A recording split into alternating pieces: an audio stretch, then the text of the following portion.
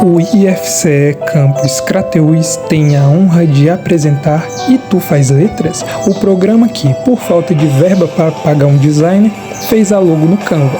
Um oferecimento Cantina da Silvana. O melhor cafezinho se encontra aqui.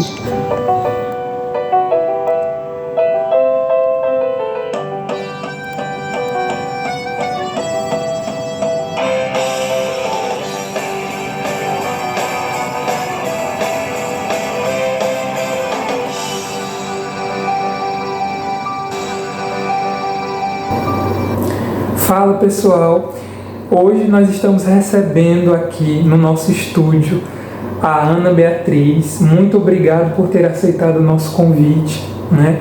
Então, para começo de conversa, quero que você se apresente, fale um pouco sobre você. Afinal, os nossos telespectadores querem conhecer, né, sua história, sua trajetória. Olá a todos, eu sou Ana Beatriz, estudante do curso de licenciatura em letras aqui em Crateús, no campo de Crateús, na verdade, e sou natural de Independência, Ceará. Como o tema desse encontro é sobre a escrita, quero perguntar, Ana, qual é a sua relação com a escrita? Bom, a minha relação com a escrita é um pouco conflituosa, já que não é o meu passatempo ou o que eu gosto de fazer manualmente ou normalmente. Eu gosto muito mais de ler do que de escrever, mas sempre que é necessário eu faço isso. Que tipo de literatura você costuma consumir? Eu gosto de mais de terror, ficção científica, horror, ou algo que seja um pouco mais sério, que envolva movimentos sociais, como o afrofuturismo ou afropessimismo. Que escritores você destacaria do afrofuturismo, movimento negro? Sobre o movimento negro, e eu gostaria muito de destacar a mãe do afropessimismo, que é a Octavia Butler. Ela gosta muito de fazer enredos pautados sobre a comunidade negra, uma vez que ela nasceu no momento do apartheid, né? Inclusive o livro O Despertar narra uma mulher que é despertada dentro de uma nave como sobrevivente de um apocalipse, e ela tem que aliar as forças dela, enfim, por vários motivos, aliar suas forças para que a humanidade possa se reestruturar novamente. E tendo tantas influências da literatura negra, você já se sentiu impelida a escrever histórias com essa temática? Confesso que eu nunca criei personagens negros em si. Sim, mas você já se sentiu motivada a escrever? Nossa, por conta dessas histórias lidas? Bastante. Uma coisa que eu senti depois que eu comecei a ler outros autores negros como que a nossa identidade ela se aflora à medida em que a gente lê e se identifica com esses personagens. E principalmente quando a gente sabe que, mesmo que seja uma literatura, quando não é uma biografia, passa por momentos, os personagens eles passam por momentos que a gente passa também no nosso dia a dia, sente o que a gente sente, é indescritível. E sim, eu gostaria de um dia, quando a minha veia artística explodir de vez. Ótimo, e vamos esperar por esse momento, não é? Nascer uma nova escritora cearense. Então, Ana, como você nos informou, você faz letras, não é? Então, na graduação, você naturalmente entra em contato com novos gêneros textuais que não estão tão presentes assim na educação básica. Por exemplo, o artigo de opinião, né? Ou o ensaio, o artigo científico também. Então, qual foram os seus principais desafios para adequar sua escrita a essas novas perspectivas? Bom, quando nós escrevemos literatura, é um pouco mais subjetivo. De uma forma ou de outra, você está falando por meio de uma outra pessoa, que no caso é o seu personagem ou do narrador que está incluído naquele momento. Quando nós falamos de produções acadêmicas ou produções científicas, o que acontece é que você não pode colocar o seu subjetivo ali. Sua opinião vai estar presente, mas você, como uma pessoa lá dentro, em primeira pessoa, não pode. Então, essa foi uma das grandes dificuldades. A segunda, provavelmente o meu vocabulário é uma coisa nova, eu tenho que escrever da forma adequada àquele novo gênero. Então foi preciso aprender um novo vocabulário, palavras que eu não conhecia, e isso demandava um tempo que talvez na faculdade você, como estudante, ainda não possui. E segundo, aprofundar aquilo. A minha escrita ela é um pouco mais seca, mais simples. Eu prezo por não encorpar o meu texto com informações repetidas ou informações que eu acho que só vai agregar volume ao texto. Eu gosto de ir diretamente ao ponto.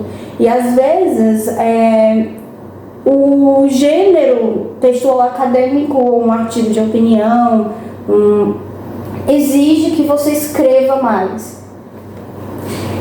Na graduação, costuma-se partir do pressuposto de que o aluno, né, já conhece minimamente as estruturas dos gêneros textuais exigidos. Ainda mais nós que fazemos letras, né, somos cobrados em dobro por essa pressão de ter que conhecer as normas do português padrão.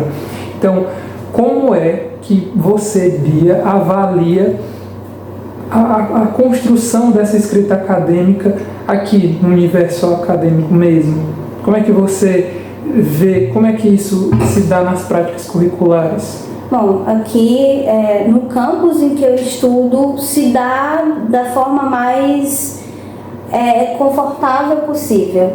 Os nossos professores, eles nos dão o apoio necessário, né? Embora a gente ainda não tenha tido uma disciplina focada no método e na construção de trabalhos científicos, desde o primeiro semestre nós estávamos sempre produzindo artigos acadêmicos ou textos acadêmicos, e a gente foi se habituando de uma forma que hoje em dia, para mim e para minha turma, é totalmente natural, e nós não apresentamos nenhuma dificuldade de escrever artigos acadêmicos ou artigos de pesquisa.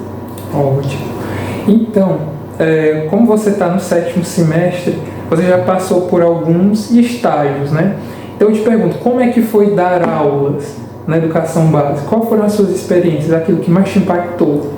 Bom, começar a prática docente é sempre bastante complicado, tem muita ansiedade, você está sempre pensando, será que eu vou dar conta, como será a turma, como vai ser o meu primeiro momento com elas.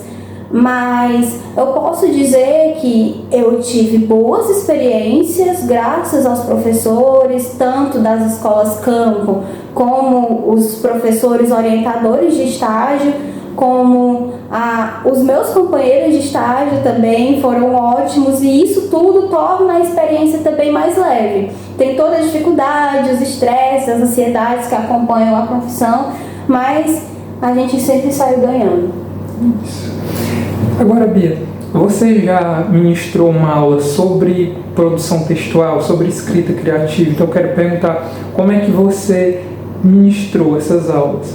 Bom, a gente começou pautando do que os alunos conheciam previamente de algo e também as deficiências deles. Como o tema da aula era redação, então a partir do momento em que nós descobrimos, no estágio inclusive, as deficiências em certas competências, nós procuramos nos aprofundar também com projetos de texto para que eles conseguissem desenvolver melhor suas próprias ideias e os seus próprios argumentos, talvez alçando voo para além dos modelos de redação que são produzidos e distribuídos nas mídias atuais. Isso. Então essas suas experiências são mais voltadas para o ensino médio. Exatamente. E no ensino fundamental, você chegou a passar alguma proposta de escrita criativa? Como é que foi? Sim, a gente, no último estágio, inclusive que nós concluímos recentemente, nós ministramos uma pequena oficina de escrita criativa sobre Conto Maravilhoso. Como é que foi a reação dos meninos? Bom, de certa forma nós estamos falando de crianças, né? Algumas foram bastante preguiçosas, né? Então produziram pouco. E já tivemos também produções incríveis, né? Inclusive eu cheguei a ler um conto de terror. Terror, né? Que já é um gênero que costuma instigar tanto os estudantes. Você citou os modelos prontos da redação do Enem. O que você pensa sobre eles? Será que nós, professores de português, conseguimos, pelo menos, aproveitar minimamente aquele esqueleto, não forçá-los, claro, a encaixotar o texto deles naqueles moldes? Mas você vê esses modelos prontos, na verdade, como um guia inicial, que, claro, será depois destrinchado. Bom, eu acredito que como um guia inicial, quando o aluno ainda precisa ter aquele contato com o artigo de opinião, os modelos prontos de redação, eles são uma ótima introdução para os alunos. Mas a partir do momento em que o modelo pronto, ele se torna a única forma de fazer aquele tipo de produção, já gera um dano na parte criativa do aluno, porque ele deveria perder um pouco do tempo dele, gastar o processamento do cérebro dele para fazer algo do zero, se ele tem algo pronto à disposição dele ali a qualquer momento, e tudo que ele precisa fazer é mudar certos termos e adaptar ao tema. Então, é bom inicialmente, mas depois precisa ser retirado para que o aluno possa ter uma certa autonomia. Tá sendo maravilhoso essa conversa, gente. Agora vamos dar um break, tá? Então, no próximo bloco, Ana Beatriz vai dar algumas dicas para vocês, tá? De como trabalhar o texto, a produção escrita em sala de aula. Fica com a gente, nós voltamos já já.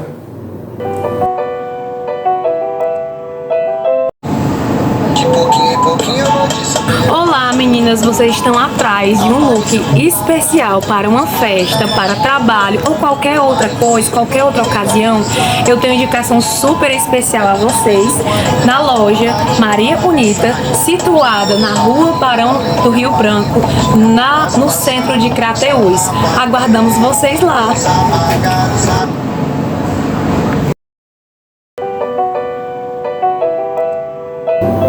Rapidinho, né, Ana Beatriz? Foi vapt-vupt. Então, te perguntar, você já tem uma certa bagagem, né, de experiência na área da docência, então eu queria que você compartilhasse com os nossos telespectadores algumas dicas, né, de como trabalhar a escrita criativa de uma forma atrativa, de uma forma que engaje os nossos estudantes. É uma grande dificuldade, né, do nosso ensino de trazer o estudante para o centro desse processo de ensino, fazer com que ele realmente esteja instigado, motivado a participar. Bom, primeiro eu acho essencial o aluno ele se encontrar dentro da própria escrita, ele saber o que é mais confortável para ele, se é um narrador personagem, primeira, segunda ou terceira pessoa, também o tipo de gênero ou o tipo de temática que o aluno gostaria de produzir, e isso eu estou me referindo a uma oficina um pouco mais ampla, né? Por exemplo, aquelas em que não te determina um tipo de gênero previamente. Então, sim, provavelmente deixar o aluno mais livre para que ele possa conhecer o gênero que ele gostaria de escrever, o que o deixa mais confortável, e em seguida, depois de determinar o tipo de competência que ele gostaria de fazer, o tipo de escrita, se aprofundar ao escrever o próprio texto que ele gostaria de fazer e depois passar por uma revisão. Depois do texto escrito, revisar o que poderia ser feito ou o que poderia ser mudado da trama da narrativa principal. Muito obrigado, Bia. Foram dicas maravilhosas. Espero que os nossos telespectadores, os nossos professores de plantão tenham conseguido absorver todas essas dicas, tá? No próximo encontro, vamos ter uma conversa bastante produtiva com o Itamar Vieira Júnior, nesse mesmo horário. Então, nos vemos. Então, fiquem ligadinhos. Próxima semana, Itamar Vieira Júnior. Tchau!